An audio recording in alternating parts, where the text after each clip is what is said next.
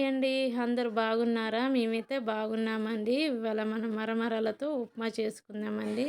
శుభ్రంగా కడుక్కొని ఒక సిల్లులు గిన్నెలో ఏసుకోవాలి. ఏసుకున్న తర్వాత మనం ఒక గిన్నె పెట్టుకొని ఒక స్పూన్ అంతా ఆయిల్ ఏసుకోవాలి. పచ్చిమిర్చి ఏసుకోవాలి. జీలకర్ర ఏసుకోవాలి. పోపు గింజలు ఏసుకోవాలి.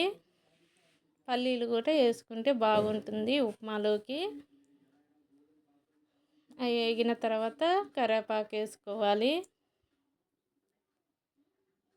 క్యారెట్ వేసుకోవాలి. ఉల్లిపాయలు వేసుకోవాలి. అవి మగ్గటానికి సాల్ట్ వేసుకుంటే మగ్గుతాయండి తొందరగా. కొంచెం అల్లం పేస్ట్ వేసుకోవాలి. ఉప్మాలోకి అల్లం పేస్ట్ వేసుకుంటే బాగుంటుంది.